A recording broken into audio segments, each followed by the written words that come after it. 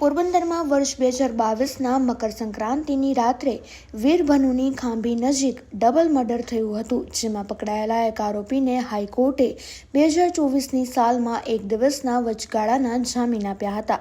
ત્યારથી તે ફરાર થઈ ગયો હતો, જેને પોલીસે જલંધર જઈને પકડી પાડ્યો છે. પેરોલ ફરલો સ્ક્વોડ પોરબંદરના police sub inspector H.M. Jadeja તથા પેરોલ ફરલો સ્ક્વોડના માણસો પ્રયત્નશીલ હતા. તે દરમિયાન ASI H.R. સિસોદિયા તથા J.R. કટારા તથા પોલીસ હેડ કોન્સ્ટેબલ વત્સી વરુને બાતમી રાહે હકીકત મળી હતી કે ડબલ મર્ડરના ગુનામાં કાચા કામના આરોપી કેદી તરીકે સજા ભોગવતો ઇન્દિરાનગરનો અરભમ લખમણભાઈ ઓડેદરા હાઈકોર્ટમાંથી વચગાળાના જામીન પર 1 દિવસ માટે રજા ઉપર આવેલો હતો અને ગઈ તારીખ 6/3/2024ના જેલ ખાતે હાજર થવાનું હતું, પરંતુ હાજર થયેલ નહીં અને નાસ્તો ફરતો હતો, જે હાલ જલંધર રાજ્ય પંજાબ ખાતે હોવાની હકીકતના આધારે તપાસ કરતા આરોપી કેદી મળી આવેલ, જેને પકડી કમલાબાગ પોલીસ સ્ટેશનને સોંપી આપવામાં આવ્યા હતા.